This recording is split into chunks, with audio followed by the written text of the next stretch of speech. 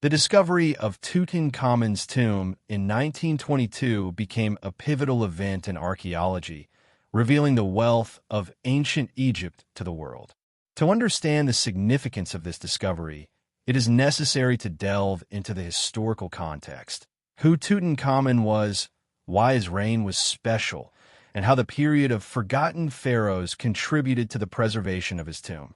This episode explores the historical circumstances that shaped the life of the young pharaoh and the unique conditions that allowed his burial to remain untouched for millennia.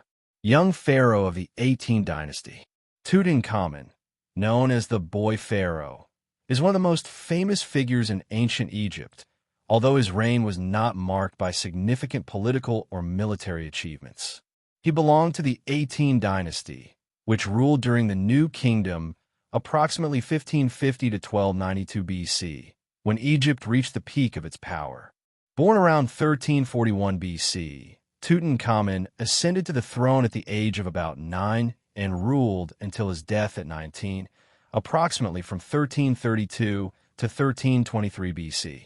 His young age and short reign make him unique among other pharaohs, whose names are associated with great conquests or grandiose building projects. Tutankhamun was born under the name Tutankhamun, which translates as living image of Aten.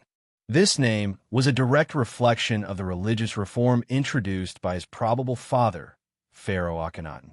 Akhenaten, often called the heretic pharaoh, made a radical attempt to change Egypt's religious system, replacing the traditional polytheistic cult with worship of a single god, Aten, the solar disk. This reform, known as the Amarna period, caused significant resistance among priests and nobility, as it undermined the power of traditional cults, particularly the god Ammonius, the chief deity of Thebes. After Akhenaten's death, the religious reform was abolished, and young Tutankhamun changed his name to Tutankhamun, living image of Ammonius, as a sign of return to the traditional cult of Ammonius. This name change was not only symbolic, but also had political significance, demonstrating the new pharaoh's and his advisors' desire to restore religious and social stability in the country. Historians believe that the decision to change the name was made not by Tutankhamun himself, but by his advisors, as the young pharaoh was too young to rule independently. Tutankhamun was likely the son of Akhenaten and one of his wives, possibly Nefertiti or another queen known as the Younger Lady from Tomb KV35. DNA studies conducted in 2010 confirmed that the mummy from Tomb KV55, associated with Akhenaten, is Tutankhamun's father. His mother was probably Akhenaten's sister, which was a common practice in royal dynasties to preserve blood purity. These family ties make Tutankhamun part of a complex dynastic network that defined Egypt's politics at the time. Reign of Tutankhamun. Tutankhamun's reign, lasting about 9 years, was a period of restoration after the religious upheavals of the Amarna period. Since the pharaoh was a child, real power was in the hands of his advisors, including Vizier I, who later became his successor, and General Hormheb, who also ascended to the throne. These two figures played a key role in returning Egypt to traditional religious practices. One of the most notable achievements of Tutankhamun's reign was the so-called Restoration, documented on the Restoration stele. This inscription, found in the Karnak Temple, describes the pharaoh's efforts to restore temples of traditional gods that were neglected under Akhenaten. In particular, the stele mentions that temples of Ammonius, Ptah, and other gods were repaired, and their priests returned to their duties. Although these actions are attributed to Tutankhamun, historians believe the initiative belonged to I and Hormheb, who used the young pharaoh as a symbol of stability. In addition to religious restoration, Tutankhamun's reign was marked by several military campaigns, though their scale was limited. Inscriptions in temples and tombs, including Hormheb's tomb, mention campaigns against Nubians in the south and Asian tribes in the north. However, these campaigns were likely more symbolic, aimed at strengthening the pharaoh's authority, rather than real military triumphs. Egypt at the time remained a powerful state, but its resources were partially depleted due to internal conflicts caused by Akhenaten's reforms. Tutankhamun married Enkhesenamun, his half-sister, daughter of Akhenaten and Nefertiti. This marriage had political significance, strengthening dynastic succession. The couple had no surviving children, which was another factor contributing to the end of the direct line of the 18th dynasty after Tutankhamun's death. Enkhesenamun, as known from historical sources, tried to preserve power after her husband's death, possibly even appealing to the Hittite king for a prince to marry, but these attempts were unsuccessful. Significance of the reign. Despite his youth and short reign, Tutankhamun left a notable mark in history thanks to his tomb, which survived to our time. His reign became a symbol of return to traditional values after Akhenaten's radical reforms. However, during his life, Tutankhamun was not considered an outstanding pharaoh. His reign was transitional, with real power belonging to advisors who used him as a tool for stabilizing the country. After his death, Tutankhamun's name was largely forgotten, which, as we will see, became a key factor in preserving his tomb. Tutankhamun died under mysterious circumstances at the age of approximately 19. The causes of his death remain a subject of scientific debate. Early theories suggested murder, but modern research, including CT scanning of the mummy conducted in 2005, points to a possible combination of trauma, leg fracture, and infection, possibly complicated by genetic diseases caused by inbreeding in the royal family. These physical weaknesses, such as foot deformity and weak immunity, could have made the young pharaoh vulnerable. Why the tomb remained untouched? Tutankhamun's tomb, KV 62, in the Valley of Kings is unique because it remained almost untouched for more than 3,200 years, unlike most other pharaoh tombs, which were robbed in antiquity. This phenomenon is explained by several factors related to geographical, political, and social circumstances. Tutankhamun's tomb was modest in size compared to those of other pharaohs of the 18th dynasty, such as Thutmose III or Amenhotep III. It consisted only of 4 main chambers: the antechamber, annex, burial chamber, and treasury. This compactness indicates a possible haste in preparing the burial, which could have been caused by the pharaoh's unexpected death.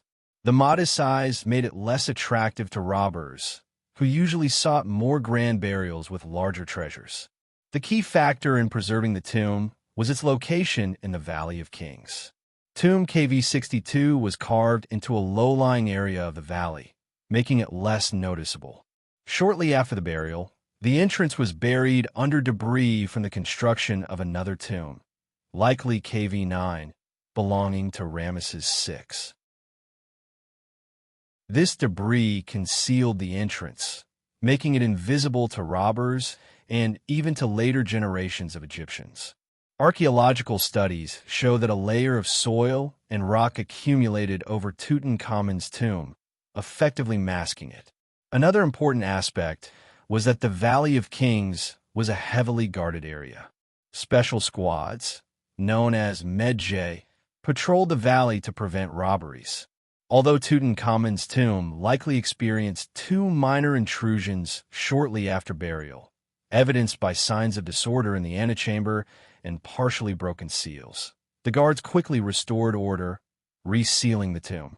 After that, it remained untouched, as its location was lost to memory. Religious and political reasons for oblivion. The oblivion of Tutankhamun after his death was closely linked to the political and religious events in Egypt after the Amarna period. After Tutankhamun's death, the throne passed to Ai, and then to Horemheb, who made significant efforts to erase the memory of pharaohs associated with the Aten cult. Horemheb, in particular, introduced the policy of damnatio memoriae, damnation of memory, directed at Akhenaten, Nefertiti, Tutankhamun, and Ai. Inscriptions, statues, and monuments associated with these rulers were destroyed or reworked to eliminate mentions of the heretical period. This campaign was part of a broader restoration of the traditional Ammonius cult, which returned Thebes to its status as the religious capital. As a result, Tutankhamun's name disappeared from official annals, and his reign became insignificant in Egyptian memory. This oblivion, though tragic for the young pharaoh's legacy, became a blessing for his tomb, as robbers operating in later periods simply did not know of its existence. After Horemheb's reign, Egypt entered the period of the 19th dynasty, when attention to the Valley of Kings shifted to new, more grand tombs, such as those of Seti I or Ramesses II. These new burials attracted more attention from robbers, leaving Tutankhamun's modest tomb out of their sight. Additionally, the period of political instability at the end of the New Kingdom contributed to the decline of control over the Valley of Kings, which also played a role in preserving the tomb. Cultural context of oblivion. The Amarna period left a deep mark on the cultural and religious life of Egypt, but its legacy was consciously suppressed by subsequent rulers. The Aten cult, which Akhenaten tried to make central, was rejected, and temples of Ammonius, Ptah, and other traditional gods again became centers of religious life. In this context, Tutankhamun's modest burial, likely organized in haste due to his sudden death, did not attract attention. Interestingly, archaeological data suggests that Tutankhamun's tomb may have been originally intended for another person, possibly a high-ranking noble, rather than a pharaoh. Its small size and simple structure contrast with the luxurious treasures found in it. This may indicate that Tutankhamun's death was unexpected, and the priests hastily adapted an existing tomb for the pharaoh's burial. Such improvisation also contributed to the tomb remaining unnoticed by robbers. The cultural context of oblivion is also related to the general decline in interest in the Amarna period. While great pharaohs like Ramesses II left grand monuments glorifying their achievements, Tutankhamun did not have time to create a similar legacy. His name disappeared from historical records, and his tomb was buried under debris, becoming an ideal coincidence for its preservation. Howard Carter was born on May 9, 1874, in Kensington, London, into the family of artist Samuel Carter. From childhood, he showed talent for drawing, which later became an important aspect of his archaeological work, as Carter created detailed illustrations of findings. His interest in Egyptology arose at a young age, when he became acquainted with the works of archaeologists exploring ancient Egypt.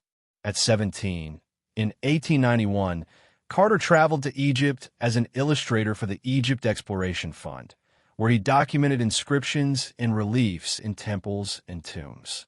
Carter quickly established himself as a talented archaeologist, although he lacked formal academic education. His practical approach, attention to detail, and ability to work in harsh desert conditions made him a valuable member of archaeological expeditions.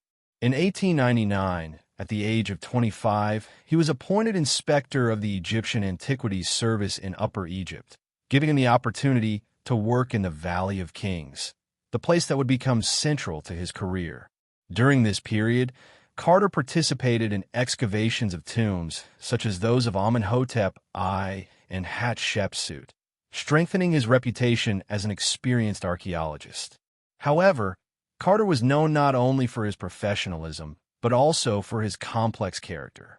His straightforwardness and intolerance for incompetence often led to conflicts with colleagues and local authorities. In 1905, he was forced to leave his position as inspector due to an incident in Saqqara, where he supported Egyptian guards in a dispute with French tourists. This event temporarily left Carter without work, and he earned a living by selling watercolors and antiquities.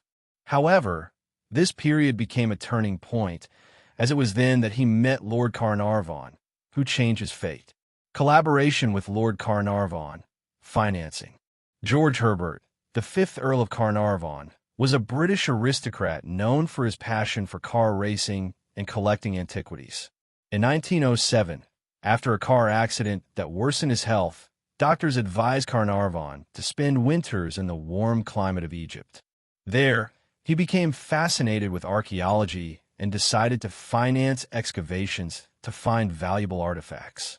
In 1908, Carnarvon met Carter through mutual acquaintances, and a collaboration began between them that lasted until the end of the Lord's life.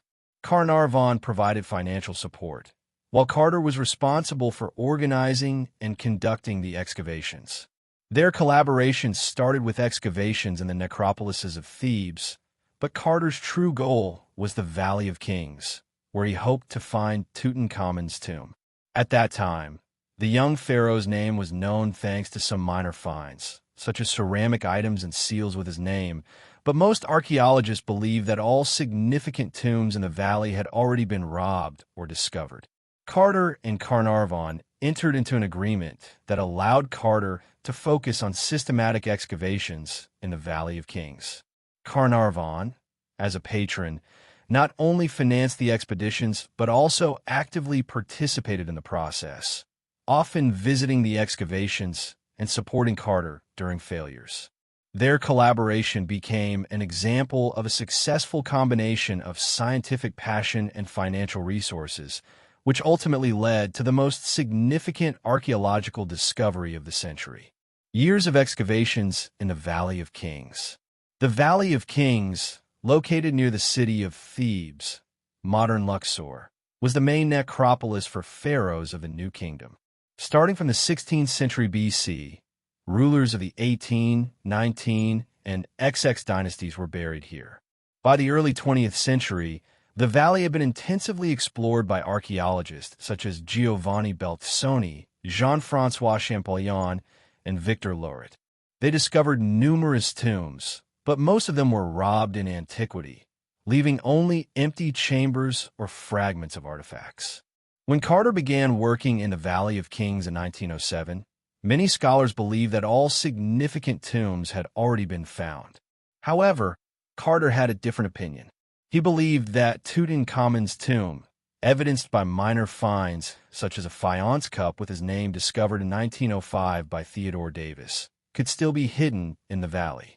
His confidence was based on a thorough analysis of previous excavations and mapping of the valley, which he conducted with extraordinary precision. Excavations in the Valley of Kings were complicated by the harsh climate, difficult working conditions, and limited resources. Carter organized a team of local workers who worked under his leadership, using methods that combined modern technology and traditional techniques. He insisted on a systematic approach, dividing the valley into sectors and thoroughly exploring each one. This method differed from the chaotic excavations of previous archaeologists, who often hurried in search of sensational finds. Throughout the 1910s, Carter and Carnarvon conducted excavations in various parts of the valley, discovering less significant tombs and artifacts. However, World War I, 1914 to 1918, interrupted their work. Carnarvon returned to England, and Carter remained in Egypt, engaging in minor projects and maintaining contact with local authorities. After the war, in 1917, excavations resumed with renewed vigor, but results remained modest. Carnarvon's financing allowed the work to continue, but pressure grew due to the lack of significant discoveries. Skepticism among archaeologists. By the early 1920s, skepticism about the possibility of finding an intact tomb in the Valley of Kings reached its peak. Most archaeologists believed the valley had exhausted its secrets. Theodore Davis, an American archaeologist who worked in the valley at the beginning of the 20th century, declared in 1912 that the Valley of Kings has nothing more to hide. This opinion was widespread in the scientific community, and even some of Carter's colleagues advised him to focus on other regions of Egypt. Carter, however, remained unwavering. His confidence was based on two key factors.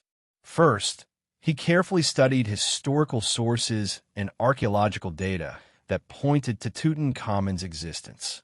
Second, he noticed that certain areas of the valley, particularly near the tomb of Ramesses VI, remained insufficiently explored due to accumulations of debris and rubbish. Carter believed that a tomb not yet discovered could be hidden there. In 1922, Carnarvon, disappointed by the lack of significant results after nearly 15 years of financing, gave Carter an ultimatum.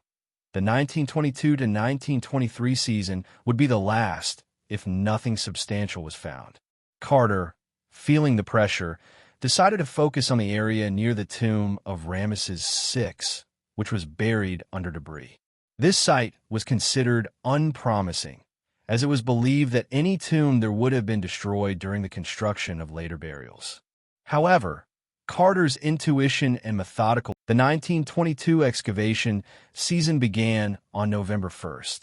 Carter and his team focused on the area in the Valley of Kings located near the entrance to the tomb of Ramesses VI. This territory was covered with debris, complicating the work, but Carter insisted on thorough exploration. On November 4th, 1922, one of the workers, a boy carrying water, accidentally stumbled upon a stone step hidden under a layer of soil.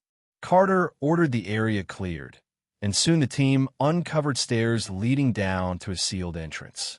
The stairs consisted of 16 steps leading to doors with seals bearing Tutankhamun's cartouche, as well as signs of 2 ancient intrusions. Carter realized this could be the tomb he had dreamed of, but acted cautiously to avoid damaging the find. He ordered the stairs resealed to protect them from outsiders and sent a telegram to Lord Carnarvon, who was in England. At last have made wonderful discovery in Valley, a magnificent tomb with seals intact. Recovered same for your arrival. Congratulations. Carnarvon arrived in Egypt on November 20th with his daughter, Lady Evelyn Herbert. On November 26th, 1922, Carter, in Carnarvon's presence, made a small hole in the upper part of the tomb's doors. He inserted a candle inside and peered into the darkness. Carnarvon, unable to contain his excitement, asked, "What do you see?" Carter replied with the famous words, "I see wonderful things." This moment became the culmination of Carter's years of work. Behind the doors was the antechamber, filled with treasures, golden statues, chariots, furniture, weapons, and other items that remained untouched for millennia. The seals on the doors indicated that the tomb was sealed shortly after burial, although traces of 2 minor intrusions in antiquity suggested attempted robberies, likely stopped by the guards. "I see wonderful things." Carter's phrase became a symbol of the discovery that shook the world. The antechamber contained hundreds of artifacts that testified to the wealth and craftsmanship of ancient Egypt. Carter and his team spent weeks documenting the finds before moving to the next chambers. They discovered that the tomb consists of 4 main rooms, including the burial chamber with Tutankhamun's sarcophagus containing his mummy. The discovery of the tomb caused enormous interest worldwide. Newspapers published sensational headlines, and the public was captivated by stories of golden treasures and the mysterious young pharaoh. Carter, however, remained focused on the scientific side of the work. He insisted on thorough documentation of each artifact, creating detailed descriptions, photographs, and drawings. This approach ensured the preservation of the finds for future generations, but also caused tension with local authorities and the press, who demanded faster results. The discovery of the tomb became not only an archaeological triumph, but also a cultural phenomenon. It raised interest in Egyptology to unprecedented heights, making Tutankhamun a symbol of ancient Egypt. In the following episodes, we will explore the structure of the tomb, its treasures, and the impact of this discovery on science and culture.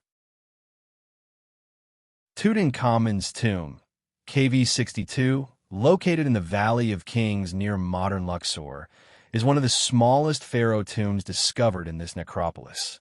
It consists of 4 main rooms: the antechamber, annex, burial chamber, and treasury.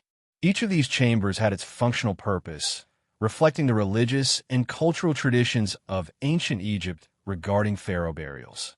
Despite its modest size, the tomb was filled with thousands of artifacts, testifying to the wealth and craftsmanship of Egyptian artisans.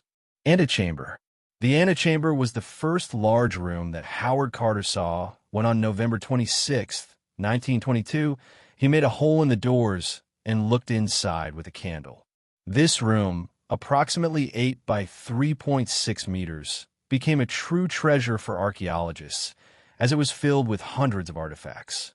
The antechamber served as a kind of warehouse for items needed by the pharaoh in the afterlife and contained a wide range of objects, from disassembled chariots to gilded statues, furniture, chests with jewels, and ritual items.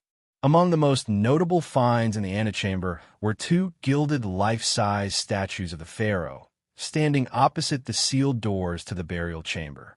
These statues, depicted as guardians, held symbols of royal power, a scepter and a flail. Their placement indicated their role as protectors of the sacred space of the burial chamber. The antechamber also contained 3 large gilded beds, decorated with images of sacred animals, such as cows, symbol of the goddess Hathor, and lions, symbol of strength and protection. Despite the wealth of content, the antechamber was in a state of some disorder. Artifacts were stacked chaotically, indicating hasty placement. Carter noted that some items, such as chests and vessels, were overturned, possibly due to ancient intrusions or lack of time during burial organization. The walls of the antechamber were undecorated, without frescoes or reliefs, which again contrasted with other pharaoh tombs, where walls were usually adorned with scenes from the Book of the Dead or depictions of the pharaoh's journey to the afterlife. Burial chamber. The burial chamber was the heart of the tomb, the place where Tutankhamun's mummy was kept. This room, approximately 6.4 by 4 meters, was the only one in the tomb with decorative finishing. The walls were covered with bright frescoes, executed in the traditional Egyptian style, with a golden-yellow background symbolizing eternity. The frescoes depicted scenes from the funeral ritual, including the opening of the mouth ceremony performed by Tutankhamun's successor, to revive the mummy for the afterlife. Other scenes showed Tutankhamun in the company of gods such as Osiris, Anubis, and Hathor, emphasizing his divine status in the afterlife. In the center of the burial chamber was a huge gilded wooden structure, the first of 4 burial shrines that protected the sarcophagus. These shrines, made of wood and covered with gold, were nested one inside the other like a matryoshka doll and occupied almost the entire space of the chamber. Between the outer shrine and the walls, there was only a narrow passage, complicating access to the sarcophagus. Inside the shrines was a stone sarcophagus of pink quartzite containing 3 nested anthropomorphic coffins, the last of which was made of pure gold. The opening of the burial chamber became one of the most emotional moments for Carter and his team. On February 17, 1923, after several months of documenting the antechamber, Carter officially opened the burial chamber in the presence of officials and the press. The mummy of Tutankhamun, located inside the golden coffin, was adorned with a famous golden mask, which became a symbol of ancient Egypt. The burial chamber, despite its small size, was designed to provide maximum protection for the mummy and create a sacred space for the pharaoh's eternal life. Treasury. The treasury, a small room accessed through doors from the antechamber, was intended for storing the most valuable ritual items. Measuring approximately 4.8 by 3.8 meters, this chamber contained treasures meant to accompany the pharaoh in the afterlife. The most notable object in the treasury was a gilded shrine in the form of a naos, topped with a statue of a jackal symbolizing the god Anubis. Inside this shrine were canopic jars for alabaster vessels containing Tutankhamun's internal organs, prepared during mummification. The treasury also contained numerous chests with jewels, amulets, ritual statuettes, ashabdi, and models of boats symbolizing the pharaoh's journey through the afterlife. One of the most interesting finds was a chest with miniature models of agricultural scenes, reflecting Egyptian ideas about the afterlife as an idealized world where the pharaoh could live in abundance. The walls of the treasury, like the antechamber, remained undecorated, indicating haste in preparing the tomb. The treasury also contained items associated with magical rituals of protection. For example, Carter discovered magical bricks for niches in the walls containing amulets intended to protect the mummy from evil forces. These details emphasize the religious significance of the tomb as a sacred space created to ensure the pharaoh's eternal life. Tutankhamun's tomb significantly differs from other pharaoh tombs in the Valley of Kings both in size and architectural complexity. For example, the tombs of Ramesses II, KV7, or Seti I, KV17, have much larger sizes, complex systems of corridors, and numerous chambers decorated with detailed frescoes and reliefs. These tombs, belonging to pharaohs with long reigns, reflect the wealth and power of their eras. In contrast, Tutankhamun's tomb appears more modest, making it unique. A typical pharaoh tomb of the New Kingdom consisted of long corridors, several chambers, and complex decorative programs illustrating the pharaoh's journey through the afterlife. For example, the tomb of Thutmose III, KV34, has a bent corridor symbolizing the path to the underworld and walls decorated with text from the Amduat, a religious book describing the sun's journey through the night.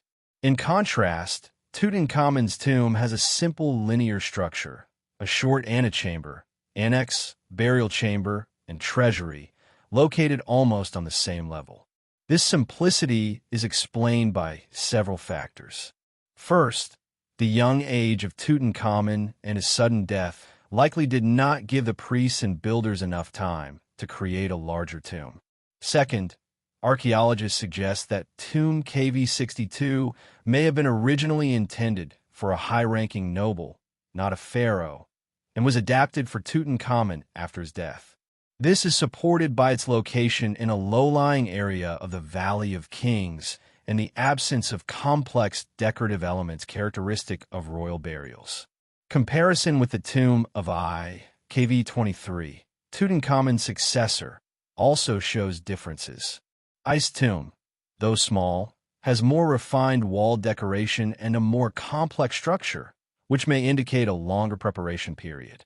The tomb of Horemheb, KV57, another successor, is an example of grand architecture with long corridors and rich frescoes, contrasting with the compactness of KV62.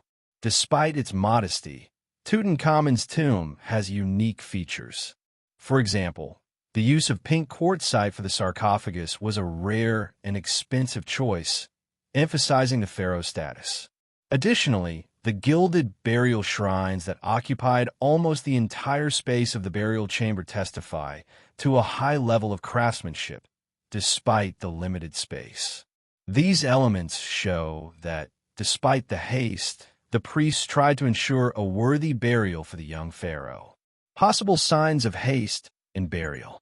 Numerous signs indicate that Tutankhamun's tomb was prepared in haste, likely due to his unexpected death at the age of about 19. The first sign is the small size of the tomb. While other pharaoh tombs were built over decades of their reigns, KV62 looks like an improvised solution. Its compact structure and limited number of chambers contrast with the grand burials of predecessors like Amenhotep III. The second sign is the absence of decorative finishing in most rooms. Only the burial chamber has frescoes, but even they're less detailed than in other pharaoh tombs. For example, scenes on the walls of the burial chamber depict only key moments of the funeral ritual, whereas in tombs like KV17, Seti I, walls are covered with complex texts and illustrations from religious books. This may indicate that artists had limited time to complete the work. The third sign is the chaotic arrangement of artifacts in the antechamber. Carter noted that many items were stacked haphazardly, and some chests and vessels were overturned. This could be the result of haste or ancient intrusions. Archaeologists also found that some items, such as ritual statuettes, were placed not according to traditional order, further confirming the lack of time. The fourth sign is the use of a tomb that may not have been intended for a pharaoh. Archaeologists suggest that KV-62 could have been prepared for a high-ranking noble, possibly I himself, who later became pharaoh. After Tutankhamun's sudden death, the priests may have adapted this tomb, adding royal elements like gilded shrines and a quartzite sarcophagus. This explains why the tomb appears less grand than burials of other pharaohs of the 18th dynasty. Another indication of haste is the condition of Tutankhamun's mummy. During dissection, Carter discovered that the mummification was done carelessly. Excessive amounts of resins and oils used during embalming caused damage to the mummy's tissues. This may indicate that the priests hurried to complete the ritual, possibly due to political instability or the need for a quick burial to ensure succession. Despite these signs of haste, the tomb was carefully sealed, and its contents testify to the desire to provide the pharaoh with a worthy afterlife. For example, the gilded shrines and golden coffin demonstrate a high level of craftsmanship, and the ritual items in the treasury were carefully selected for religious functions. These details show that, despite the limited time, the priests and artisans made maximum efforts to create a worthy burial. Tomb Tutankhamun contained over 5,000 artifacts, each meticulously crafted and serving its purpose, from ritual objects to everyday items. These finds, discovered by Howard Carter and his team, became not only an archaeological sensation, but also a source of invaluable information about the art, religion, and culture of ancient Egypt in the 18th dynasty. The antechamber, burial chamber, and treasury of the tomb were filled with items that impressed with their craftsmanship and luxury. Golden mask. One of the most famous finds in the tomb is the golden burial mask of Tutankhamun, which became a symbol of ancient Egypt. This mask, weighing about 11 kilograms, was made of pure gold with inlays of lapis lazuli, turquoise, obsidian, and colored glass. It covered the face of the pharaoh's mummy, placed in the innermost golden coffin, and was found on October 28, 1925, when Carter opened the last coffin in the burial chamber. The mask depicts Tutankhamun with idealized facial features that reflect the Egyptian ideal of divine beauty. On it, the pharaoh is shown with a broad collar decorated with stripes of lapis lazuli and glass, as well as symbols of royal power. The Nemes headdress with blue gold stripes, the uraeus, cobra snake, symbol of protection, and a pectoral in the form of a scarab. The mask's eyes, made of obsidian and quartz, create an impressive effect, as if the pharaoh is alive and looking at the world. The golden mask had not only aesthetic but also religious significance.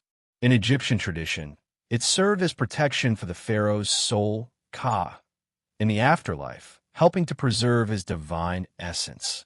Its exceptional craftsmanship testifies to the high level of jewelry art, and the use of gold symbolized eternity and divinity, as Egyptians considered gold the flesh of the gods. The mask, now kept in the Egyptian Museum in Cairo, became an icon of Egyptology and one of the most recognizable monuments in the world.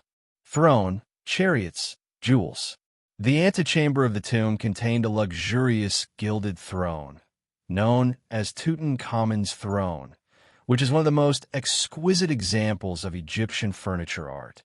The throne, made of wood covered with gold and silver, was inlaid with colored glass, faience, and precious stones.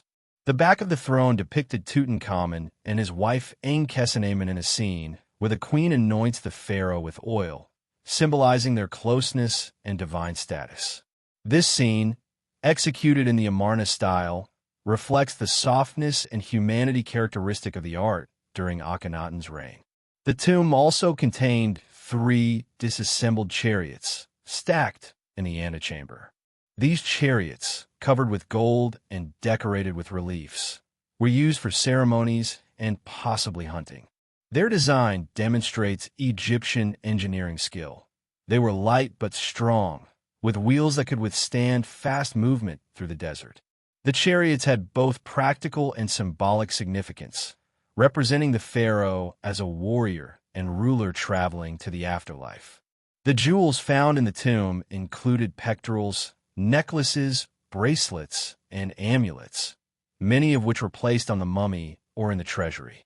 One of the most notable was a pectoral in the form of a scarab, inlaid with lapis lazuli and turquoise, symbolizing rebirth and protection. Other jewels contained images of gods, such as Horus and Anubis, emphasizing the religious significance of these items.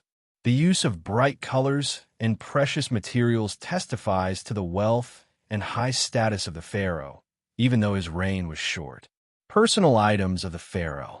In addition to luxurious items, the tomb contained numerous personal items of Tutankhamun, providing a unique glimpse into his life.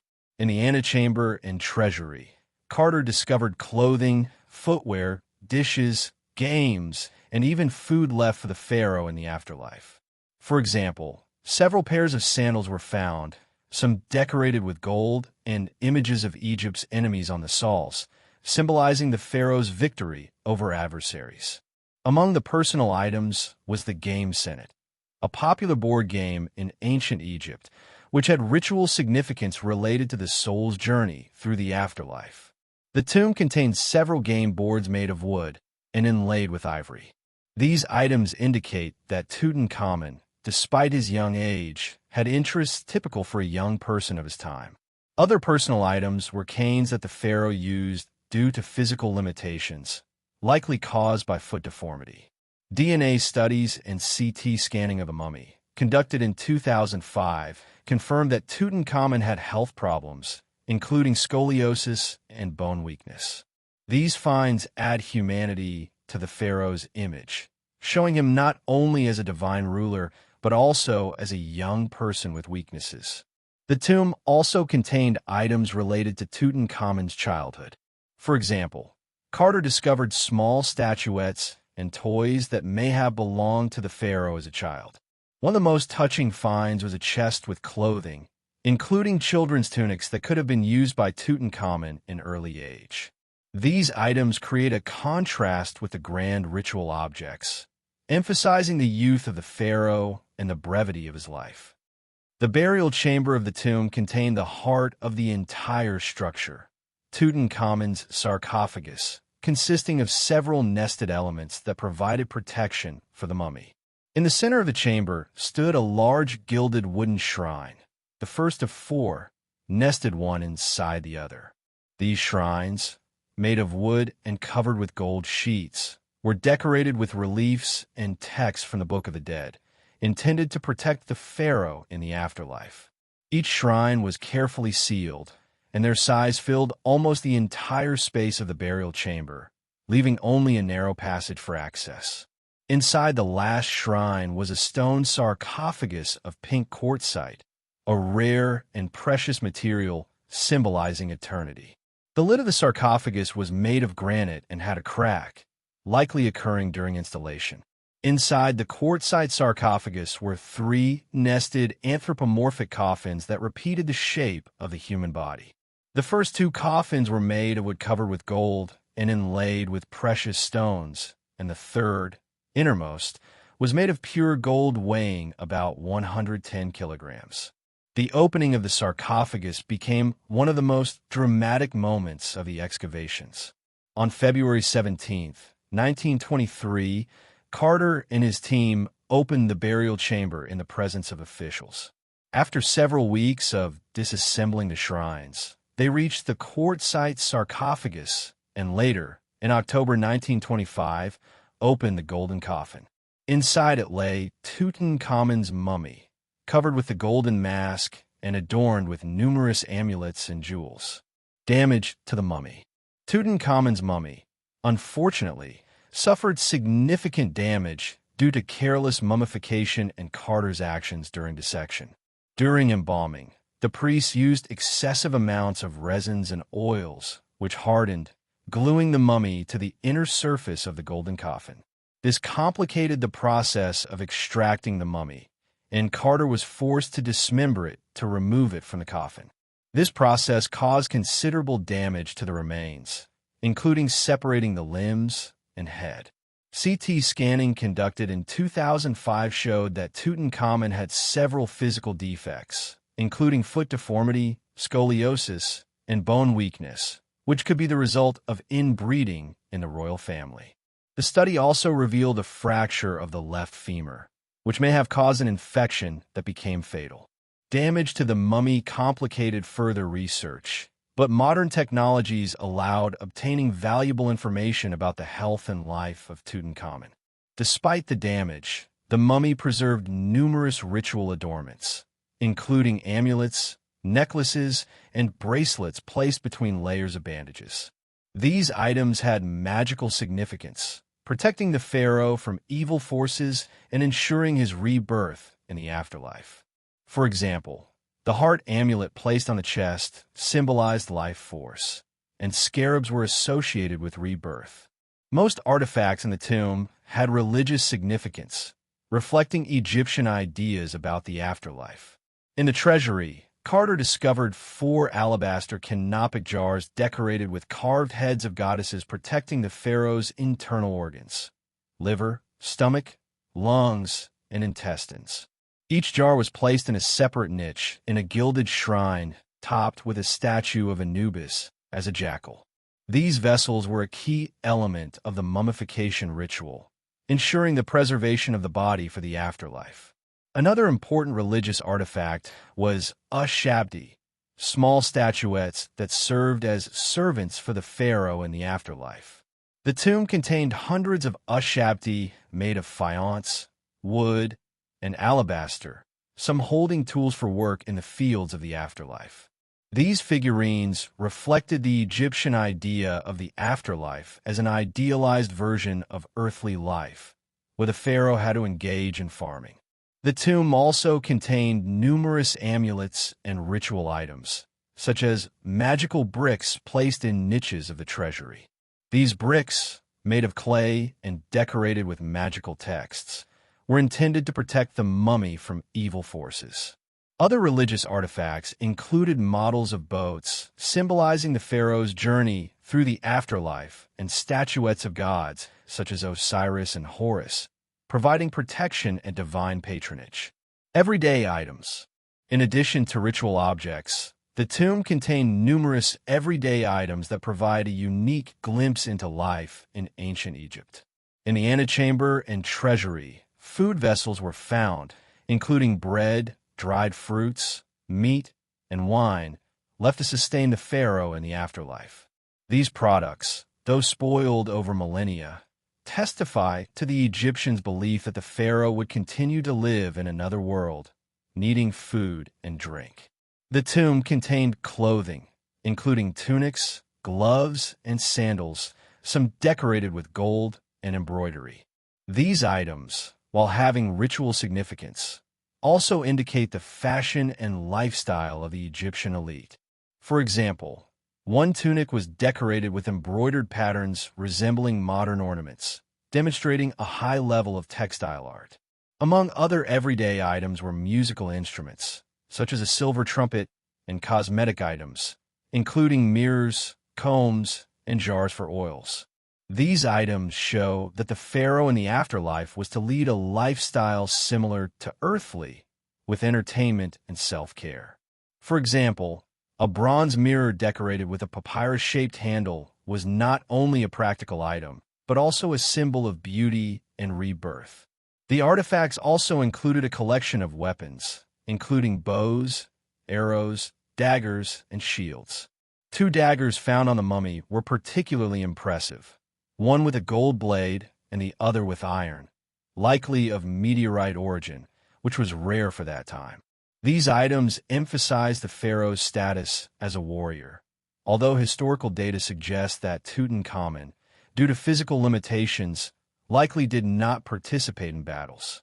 The artifacts also included models of agricultural scenes depicting fieldwork and harvesting. These miniatures, placed in wooden chests, reflected the Egyptian idea of the afterlife as an idealized place where the pharaoh could enjoy abundance and harmony. Such items provide valuable information about Egypt's agrarian culture and religious. The discovery of Tutankhamun's tomb became a turning point for Egyptology, a science that already had significant achievements but remained a relatively niche discipline. Before 1922, the Valley of Kings was the object of intensive research, but most tombs found by archaeologists like Giovanni Beltassoni or Theodore Davis were robbed in antiquity, limiting access to primary sources. Tomb Tutankhamun, KV62, almost intact, provided scientists with a unique opportunity to study a pharaoh burial in its original state, with thousands of artifacts preserved in perfect condition. This discovery revived interest in Egyptian archaeology and attracted the attention of scholars from around the world. Howard Carter, who led the excavations, set new standards for archaeological work. His methodical approach, including detailed documentation, photographing, and cataloging each item, became a model for subsequent generations of archaeologists.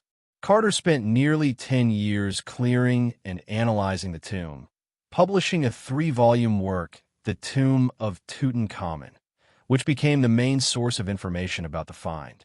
This work not only documented the artifacts but also provided valuable data on religious rituals, art, and technologies of ancient Egypt. The discovery also stimulated new excavations in the Valley of Kings and other regions of Egypt. Archaeologists, inspired by Carter's success, began revisiting previously explored areas, hoping to find another intact tomb. Although no find matched Tutankhamun's tomb in preservation, this revival led to the discovery of new monuments, such as the tomb of Horemheb, KV57, and additional artifacts related to the 18th dynasty. Additionally, the find emphasized the importance of an interdisciplinary approach in Egyptology, involving chemists, anthropologists, and art historians in the analysis of materials, fabrics, and mummies. Another important consequence was the rethinking of the Amarna period, the time of Akhenaten's reign and his successors. Before the discovery of the tomb, Tutankhamun was considered an insignificant pharaoh whose name was erased from official annals due to association with Akhenaten's religious reform. Artifacts from the tomb, such as the throne and statuettes executed in the Amarna style, shed light on this period, showing its unique artistic and religious influence. This prompted Egyptologists to reconsider Tutankhamun's role in restoring traditional cults and his connection with Akhenaten and Nefertiti. The discovery also raised questions about the preservation of archaeological monuments. Carter faced challenges in protecting artifacts from spoilage due to humidity and temperature, which became an impetus for developing new conservation methods. For example, gilded wooden items, such as burial shrines, required special treatment to prevent destruction. These lessons influenced subsequent archaeological projects, emphasizing a scientific approach to preserving finds. Popularization of ancient Egypt worldwide. The discovery of Tutankhamun's tomb made ancient Egypt accessible and understandable to a wide audience.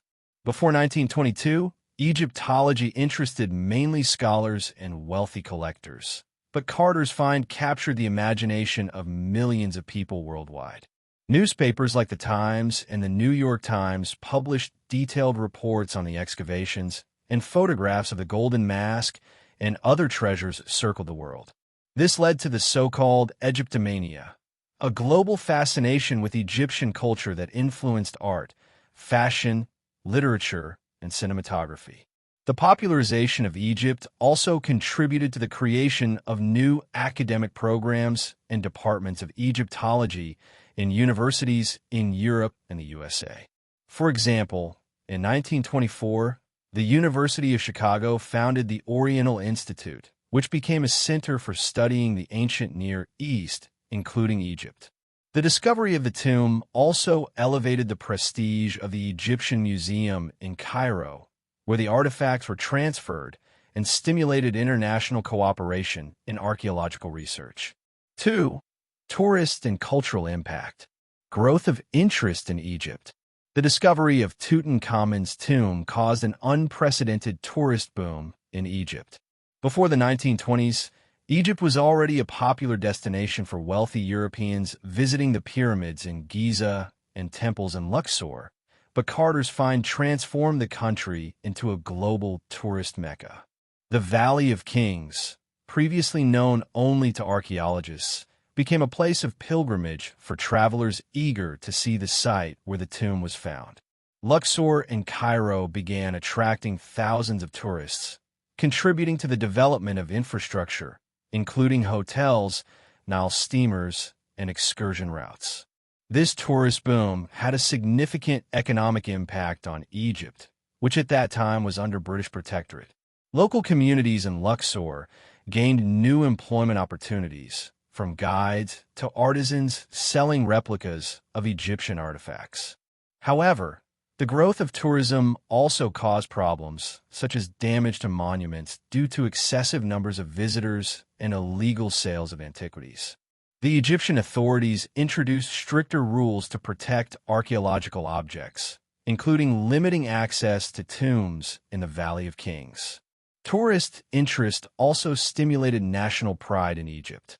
In the 1920s, the country experienced a rise in nationalist movement, and the discovery of the tomb became a symbol of the grandeur of Egyptian civilization. Egyptians began demanding the return of artifacts from foreign museums and greater control over archaeological excavations, which until then were often conducted by foreigners. This became the first step toward decolonization of Egyptian archaeology, although full return of control occurred only after independence in 1952. Exhibitions in museums. Artifacts from Tutankhamun's tomb became the basis for numerous museum exhibitions, which further strengthened interest in ancient Egypt. In 1924, the first items from the tomb were exhibited in the Egyptian Museum in Cairo, where they remain to this day. The golden mask, throne, and canopic jars attracted visitors' attention, making the museum one of Egypt's main tourist attractions. The exhibitions also caused debates about ownership rights to artifacts, as many Egyptians believed that the treasures should remain in the country. In the 1960s and 1970s, artifacts from Tutankhamun's tomb began traveling the world as part of international exhibitions. The most famous was the Treasures of Tutankhamun exhibition, which started in 1961 in the USA and visited dozens of countries, including the UK, France, Japan, and Canada. These exhibitions attracted millions of visitors and set attendance records. For example, at the Metropolitan Museum in New York in 1978, where the exhibition was visited by over 1.2 million people. Each exhibition was accompanied by catalogs and lectures that popularized Egyptology among a wide audience. These exhibitions also had a cultural impact, inspiring artists, designers, and filmmakers. For example, Egyptian motifs became popular in 1920s fashion, with dresses featuring patterns in the style of tomb artifacts, and jewelers creating jewelry inspired by Tutankhamun's pectorals. In cinematography, Egyptomania manifested in films like The Mummy, 1932, which, though not always historically accurate, popularized the image of ancient Egypt. The death of Tutankhamun at the age of about 19 remains one of the greatest mysteries in Egyptology, generating numerous theories and scientific debates. The sudden death of the young pharaoh likely influenced the haste in preparing his tomb, as discussed in previous episodes. The first studies of the mummy, conducted by Carter and anatomist Douglas Derry in 1925, revealed that the mummy was damaged due to excessive use of resins during mummification, complicating analysis. However, even these early studies raised questions about the causes of death. One of the first theories, popular in the 1920s, suggested that Tutankhamun was murdered. This hypothesis was based on political instability after Akhenaten's reign and possible power struggles between Ai and Horemheb, who became Tutankhamun's successors. Some researchers pointed to damage to the skull, discovered during X-ray studies in 1968, as possible evidence of a blow to the head. However, Subsequent research, including CT scanning in 2005, refuted this theory, showing that the skull damage was post-mortem and likely occurred during mummification or Carter's dissection. Modern research, conducted in 2005 and 2010 under the leadership of Egyptian archaeologist Zahi Hawass, provided more accurate data. CT scanning revealed a fracture of the left femur, which could have caused an infection that became fatal. The analysis also showed that Tutankhamun suffered from several genetic diseases, including foot deformity, scoliosis, and bone weakness, which could be the result of inbreeding in the royal family. Researchers also found traces of malaria in the mummy's DNA, which could have worsened the pharaoh's condition, especially in combination with infection from the fracture. Another theory suggests that the death could have been caused by an accident, such as a fall from a chariot. Several chariots were found in the tomb, as well as canes indicating the pharaoh's physical limitations. However, this hypothesis remains speculative, as there is no direct evidence confirming an accident. Some scholars also propose that Tutankhamun could have died from a combination of factors, including poor health, infection, and genetic defects. These controversies highlight the complexity of analyzing mummies, especially those that have suffered damage.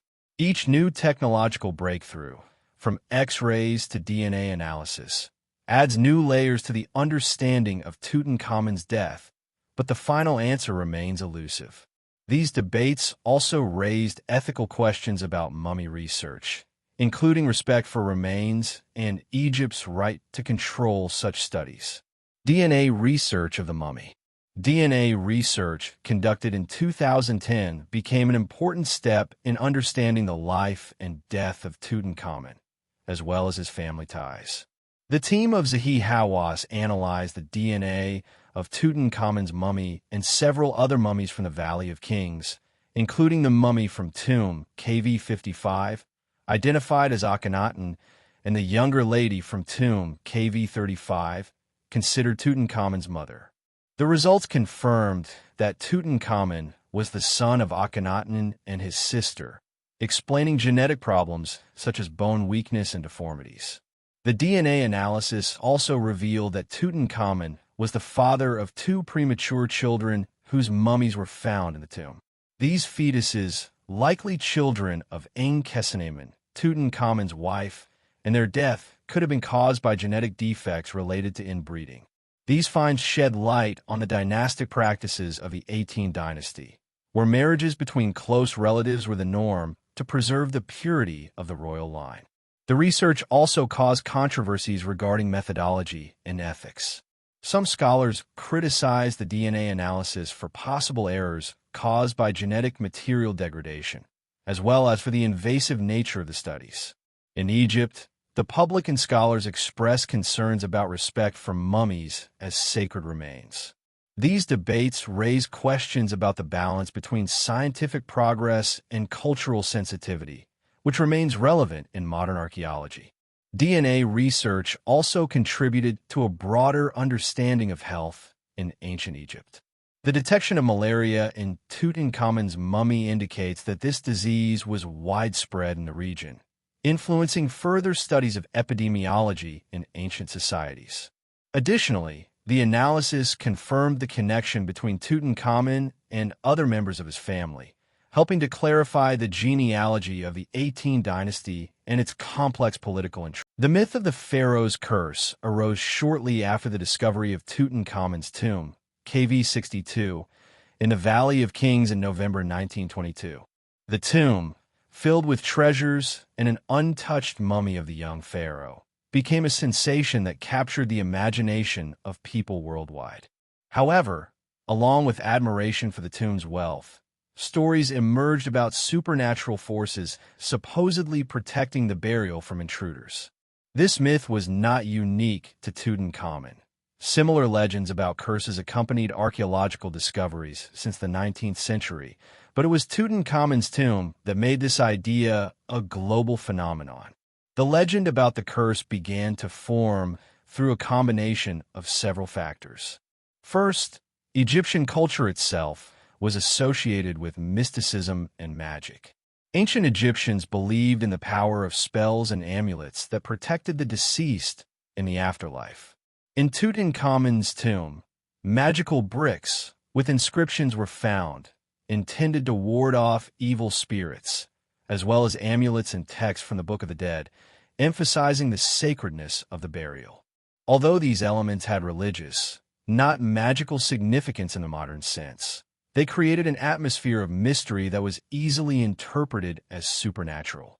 Second, the death of Lord Carnarvon, the main financier of the excavations. In April 1923, a few months after the tomb's opening, became a catalyst for the myth. His sudden death in Cairo from an infection caused by a mosquito bite was quickly linked to the idea of a curse. The press, seeking sensations, began spreading stories that the spirit of Tutankhamun punished those who disturbed his peace. These stories were fueled by rumors of other deaths associated with excavation participants, although many were exaggerated or had no direct connection to the tomb. Third, the cultural background of the early 20th century played a role. In the 1920s, the West experienced a surge of interest in occultism, spiritualism, and exotic cultures, partly due to the influence of World War I, which left many people searching for meaning and mystical explanations. The discovery of the tomb perfectly fit into this context, providing the public with a captivating story that combined archaeological sensation with supernatural elements. Writers, journalists, and even famous figures like Arthur Conan Doyle, the author of Sherlock Holmes, contributed to the popularization of the myth, suggesting that the curse could be caused by ancient spells. Role of media. Media played a decisive role in creating and spreading the myth of the curse. In the 1920s, newspapers such as The Times, The Daily Mail, and The New York Times competed for readers' attention, publishing dramatic headlines about the tomb and related events. Carnarvon's death was presented as evidence of supernatural intervention, and rumors of other deaths among excavation participants added fuel to the fire. For example, the Daily Express reported that at the moment of Carnarvon's death in Cairo, a mysterious power outage occurred, adding mysticism to the story, although this was later debunked. Journalists often embellished facts, linking deaths of people who had no direct relation to the tomb. For example, the death of archaeologist Arthur Mace, who assisted Carter, in 1928 was added to the list of curse victims, although he died from a chronic illness. Such exaggerations created the impression that the tomb was deadly dangerous for anyone who touched it. These stories were also reinforced by rumors of curse inscriptions on the tomb's walls, although no such inscriptions were found. Media also used exotic stereotypes about ancient Egypt, portraying it as a land of magic and mysteries. This corresponded to the colonial view of Egypt as an other world full of enigmas, contrasting with the rationalism of Western culture. Such narratives made the curse an attractive story for readers seeking entertainment and sensations.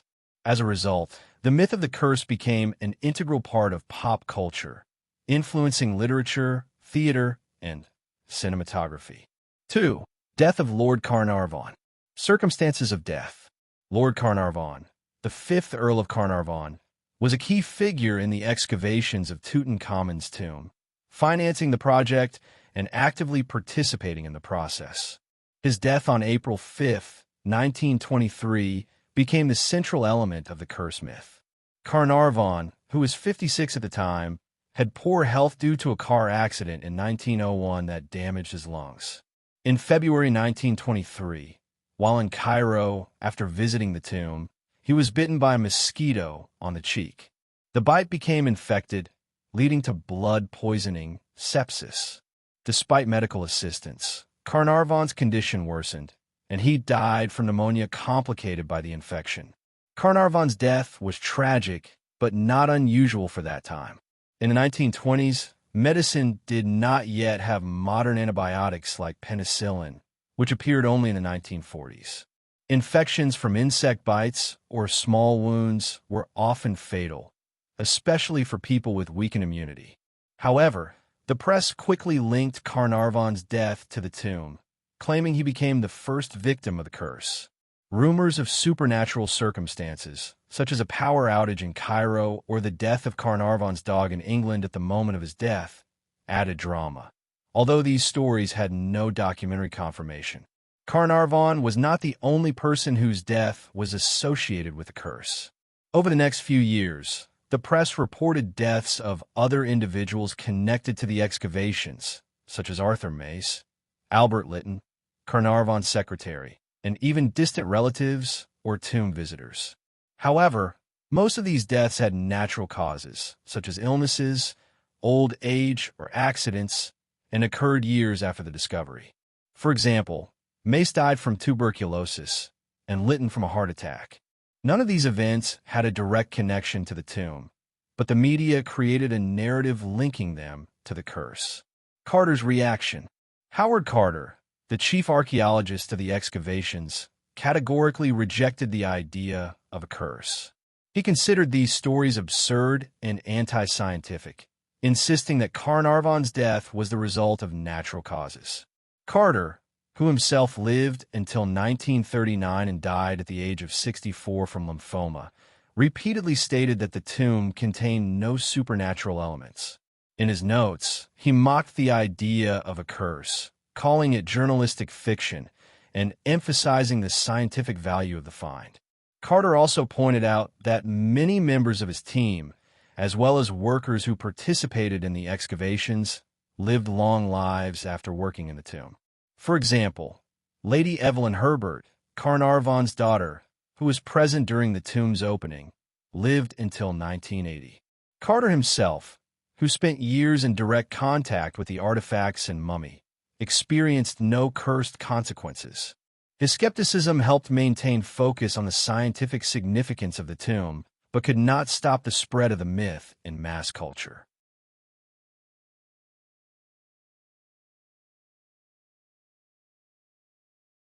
From a scientific point of view, the Pharaoh's curse has no evidence. Deaths associated with the tomb can be explained by natural causes common in the 1920s. For example, blood poisoning, as in Carnarvon's case, was a frequent cause of death in the era before antibiotics. A statistical analysis conducted in 2002 by Australian scientist Mark R. Nelson showed that the average lifespan of people who participated in the excavations did not differ from the average for the population of that time. Out of 58 people present during the excavations, only 8 died within the first 12 years after the discovery, which is a normal indicator for that period.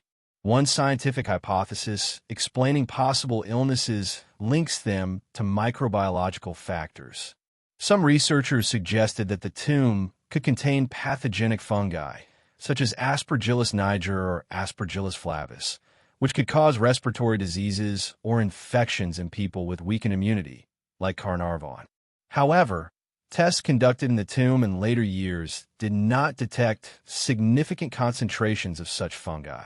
Additionally, most workers who conducted the excavations did not experience serious health problems, refuting the idea of mass infection. Another hypothesis concerned the possible presence of toxins in paints or resins used in the tomb. For example, gilded surfaces and resins covering the mummy could release volatile organic compounds that cause discomfort in some people. However, modern research has not confirmed that these substances could cause lethal consequences. Most scientists agree that the deaths associated with the tomb were coincidences, not the result of supernatural influence. Impact on pop culture.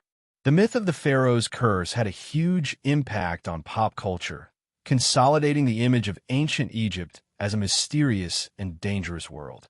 In the 1920s and 1930s, it inspired numerous literary works, theatrical productions, and films. One of the first and most famous examples was the Universal Studios film The Mummy, 1932, with Boris Karloff, which created the archetype of a cursed mummy that comes to life to avenge intruders. This film launched an entire horror genre, including dozens of remakes and adaptations, such as The Mummy, 1999, and The Mummy Returns, 2001. The curse also influenced literature. Arthur Conan Doyle, interested in occultism, wrote the story The Ring of Thoth, 1890, which, although created before the tomb's discovery, contributed to the popularization of the idea of Egyptian curses. In the 20th century, authors like Agatha Christie used Egyptian motifs in detective novels. For example, in Death on the Nile, 1937, where the mystery of Egypt added intrigue. In visual culture, the curse inspired artists and designers. For example, magazine covers, such as National Geographic, often used images of Tutankhamun's golden mask, combining it with mystical elements. In 1920s fashion, jewelry, and clothing inspired by Egyptian motifs appeared, associated with the mystery of the tomb. Even in modern pop culture, the curse remains a popular theme, appearing in video games like Tomb Raider and television shows like documentaries about ancient Egypt. The myth also influenced tourism. The Valley of Kings and the Egyptian Museum in Cairo became magnets for tourists who wanted to feel the mystery of the tomb. Tour operators often used the curse legend in advertising materials to attract visitors, although this caused criticism from some Egyptians who believed such stories diminished the scientific and cultural value of the tomb. One of the most significant breakthroughs in studying Tutankhamun's tomb was the use of computed tomography, CT, to analyze the pharaoh's mummy. In 2005, a team of Egyptian scientists led by Zahi Hawass, then Secretary General of Egypt's Supreme Council of Antiquities, conducted a detailed CT scan of the mummy to obtain information about Tutankhamun's health, causes of death, and physical features. This method allowed creating a three-dimensional image of the body without invasive intervention, which was important given the damage to the mummy during Howard Carter's dissection in 1925. The CT scan revealed several key facts. First, it confirmed that Tutankhamun died at the age of about 19. The study showed that he suffered from several physical defects, including foot deformity, clubfoot, scoliosis, and bone weakness, likely the result of inbreeding in the royal family of the 18th dynasty. The most important discovery was a fracture of the left femur, which could have caused an infection that became fatal. Additionally, traces of malaria were found in the mummy, indicating a possible combination of factors that led to the pharaoh's death. These data refuted early theories of murder, such as the hypothesis of a blow to the head, as damage to the skull, discovered during X-ray studies in 1968, turned out to be post-mortem, likely caused during mummification or Carter's dissection. CT scanning also allowed detailed study of amulets and jewels placed between the layers of the mummy's bandages, enabling a better understanding of burial rituals. For example, the heart-shaped amulet located on the chest had magical significance, symbolizing the pharaoh's life force. CT scanning also helped create digital reconstructions of Tutankhamun's appearance. In 2005, an international team of anthropologists, using scan data, recreated the pharaoh's face, presented in several variants to account for different ethnic interpretations. These reconstructions, although causing controversies due to the subjectivity of artistic details, became an important tool for popularizing Egyptology, allowing the public to see the pharaoh as he might have looked in life. DNA analysis. DNA studies conducted in 2010 by the same team of Zahi Hawass became another important step in examining the tomb and its contents. Analysis of Tutankhamun's mummy DNA, as well as other mummies from the Valley of Kings, allowed clarifying the pharaoh's family ties and shedding light on the dynastic practices of the 18th dynasty. The results confirmed that Tutankhamun was the son of the pharaoh from tomb KV 55, whom most scholars identify as Akhenaten, and the younger lady from tomb KV 35, who was likely Akhenaten's sister. These data emphasize the prevalence of inbreeding in the royal family, which could have caused genetic diseases. DNA analysis also revealed that Tutankhamun was the father of two premature children whose mummies were found in the tomb. These fetuses, likely children of Ankhesenamun, Tutankhamun's wife, and their death could have been caused by genetic defects related to consanguineous marriages. These finds helped clarify the genealogy of the 18th dynasty, confirming complex family ties between Akhenaten, Nefertiti, Tutankhamun, and other members of the royal family. DNA studies also detected traces of malaria in Tutankhamun's genetic material, which became the first confirmation of this disease in ancient Egypt. This discovery had broader significance for studying epidemiology in ancient societies, showing that malaria was a common disease in the Nile Valley region. However, DNA analysis caused controversies regarding methodology and ethics. Some scholars criticized the DNA analysis for possible errors caused by genetic material degradation, as well as for the invasive nature of the studies. In Egypt, the public and scholars expressed concerns about respect for mummies as sacred remains. These debates raised questions about the balance between scientific progress and cultural sensitivity. Ground-penetrating radar survey. Another modern technology that drew attention to Tutankhamun's tomb was ground-penetrating radar survey aimed at searching for possible hidden rooms. In 2015, British Egyptologist Nicholas Reeve proposed the hypothesis that Tomb KV62 might contain secret chambers, possibly belonging to Queen Nefertiti. His theory was based on analysis of high-quality scans of the burial chamber walls, which revealed anomalies that could indicate hidden doors or voids.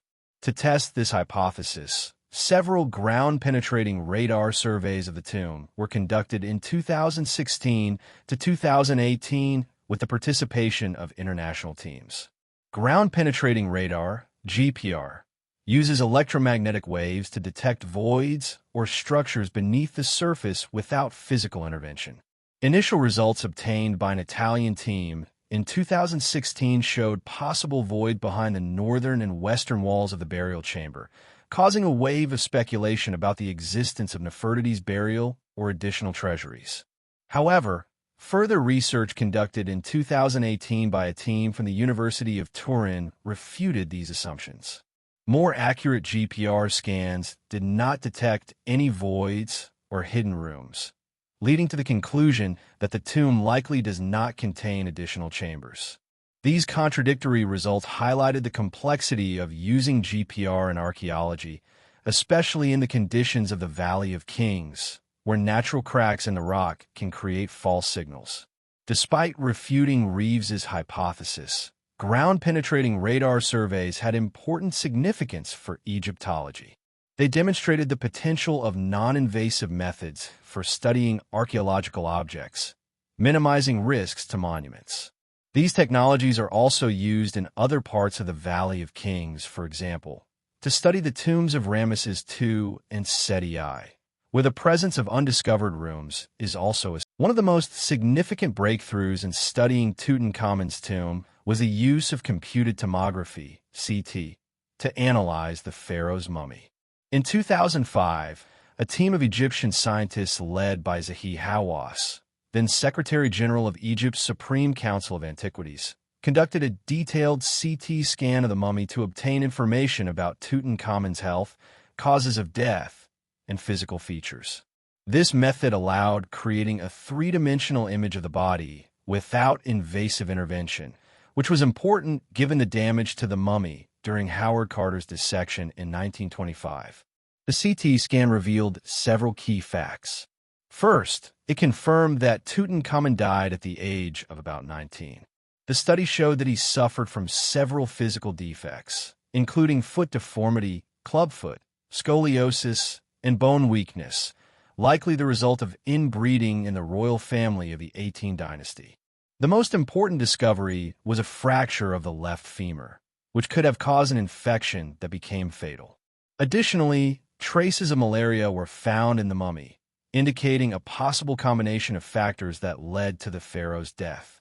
These data refuted early theories of murder, such as the hypothesis of a blow to the head, as damage to the skull, discovered during X-ray studies in 1968, turned out to be post-mortem, likely caused during mummification or Carter's dissection. CT scanning also allowed detailed study of amulets and jewels placed between the layers of the mummy's bandages, enabling a better understanding of burial rituals. For example, the heart-shaped amulet located on the chest had magical significance, symbolizing the pharaoh's life force. CT scanning also helped create digital reconstructions of Tutankhamun's appearance. In 2005, an international team of anthropologists, using scan data, recreated the pharaoh's face, presented in several variants to account for different ethnic interpretations. These reconstructions, although causing controversies due to the subjectivity of artistic details, became an important tool for popularizing Egyptology, allowing the public to see the pharaoh as he might have looked in life. DNA analysis. DNA studies conducted in 2010 by the same team of Zahi Hawass became another important step in examining the tomb and its contents. Analysis of Tutankhamun's mummy DNA, as well as other mummies from the Valley of Kings, allowed clarifying the pharaoh's family ties and shedding light on the dynastic practices of the 18th dynasty. The results confirmed that Tutankhamun was the son of the pharaoh from tomb KV 55, whom most scholars identify as Akhenaten, and the younger lady from tomb KV 35, who was likely Akhenaten's sister. These data emphasize the prevalence of inbreeding in the royal family, which could have caused genetic diseases. DNA analysis also revealed that Tutankhamun was the father of two premature children whose mummies were found in the tomb. These fetuses, likely children of Ankhesenamun, Tutankhamun's wife, and their death could have been caused by genetic defects related to consanguineous marriages. These finds helped clarify the genealogy of the 18th dynasty, confirming complex family ties between Akhenaten, Nefertiti, Tutankhamun, and other members of the royal family. DNA studies also detected traces of malaria in Tutankhamun's genetic material, which became the first confirmation of this disease in ancient Egypt. This discovery had broader significance for studying epidemiology in ancient societies, showing that malaria was a common disease in the Nile Valley region. However, DNA analysis caused controversies regarding methodology and ethics. Some scholars criticized the DNA analysis for possible errors caused by genetic material degradation, as well as for the invasive nature of the studies. In Egypt, the public and scholars expressed concerns about respect for mummies as sacred remains. These debates raised questions about the balance between scientific progress and cultural sensitivity. Ground-penetrating radar survey. Another modern technology that drew attention to Tutankhamun's tomb was ground-penetrating radar survey aimed at searching for possible hidden rooms. In 2015, British Egyptologist Nicholas Reeve proposed the hypothesis that tomb KV62 might contain secret chambers, possibly belonging to Queen Nefertiti. His theory was based on analysis of high-quality scans of the burial chamber walls, which revealed anomalies that could indicate hidden doors or voids. To test this hypothesis, several ground-penetrating radar surveys of the tomb were conducted in 2016 to 2018 with the participation of international teams. Ground-penetrating radar, GPR, uses electromagnetic waves to detect voids or structures beneath the surface without physical intervention. Initial results obtained by an Italian team in 2016 showed possible void behind the northern and western walls of the burial chamber, causing a wave of speculation about the existence of Nefertiti's burial or additional treasuries. However, further research conducted in 2018 by a team from the University of Turin refuted these assumptions. More accurate GPR scans did not detect any voids or hidden rooms, leading to the conclusion that the tomb likely does not contain additional chambers. These contradictory results highlighted the complexity of using GPR in archaeology, especially in the conditions of the Valley of Kings, where natural cracks in the rock can create false signals. Despite refuting Reeves's hypothesis, ground-penetrating radar surveys had important significance for Egyptology. They demonstrated the potential of non-invasive methods for studying archaeological objects, minimizing risks to monuments. These technologies are also used in other parts of the Valley of Kings, for example, to study the tombs of Ramesses II and Seti I, where the presence of undiscovered rooms is also the opening of the Grand Egyptian Museum in Giza became an important step for displaying Tutankhamun's treasures in a new, modern space. The museum, located near the pyramids in Giza, contains a special hall dedicated to the tomb, where all 5,000 artifacts are exhibited, including the golden mask, throne, and burial shrines. This project, costing over $1 billion, aims to make Egypt a global center of Egyptology and attract millions of tourists. The debates on repatriation also influenced international cooperation. Egypt has concluded agreements with several countries, such as the USA and Italy, on the return of illegally exported artifacts not related to Tutankhamun's tomb, but strengthening the country's position in global discussions. These efforts also contribute to the development of local archaeological schools that prepare Egyptian scientists to work with monuments, reducing dependence on foreign expeditions. Episode 8. Very short conclusion. Tutankhamun's tomb, discovered by Howard Carter in 1922 in the Valley of Kings, is an archaeological wonder that transformed our view of ancient Egypt. This small tomb, KV 62, of a young 18th dynasty pharaoh remained nearly untouched for over 3,200 years, revealing over 5,000 artifacts like the golden mask, gilded shrines, jewels, and everyday items. Its significance lies in influencing Egyptology, tourism, pop culture, and modern research, symbolizing curiosity and a bridge between past and present. The discovery revolutionized Egyptology, providing data on religion, art, and life in ancient Egypt. The golden mask symbolizes divinity, while personal items like canes reveal the pharaoh's health issues. It highlighted the Amarna period, showing Tutankhamun's role in restoring traditional cults after Akhenaten's reforms. Carter's methodical documentation set standards for archaeology, inspiring new excavations and interdisciplinary studies. Tourism boomed with Egyptomania, making Luxor and Cairo global destinations. The Valley of Kings became a pilgrimage site, boosting Egypt's economy, but causing preservation issues. A 2014 replica tomb protects the original, and the Grand Egyptian Museum in Giza showcases all artifacts, attracting millions. In pop culture, the tomb inspired films like The Mummy, 1932, and modern remakes, literature, and fashion with Egyptian motifs. The curse myth, debunked by science, added intrigue. Modern tech like CT scans 2005 revealed death from infection and malaria. DNA analysis 2010 confirmed ties to Akhenaten, and radar surveys 2016 to 2018 debunked hidden rooms but advanced non-invasive methods. Repatriation debates highlight the tomb as a symbol of heritage, with Egypt seeking returns like Nefertiti's bust. International exhibitions popularize culture, balancing global access and national pride. The tomb inspires perseverance, with Carter's story motivating discoveries.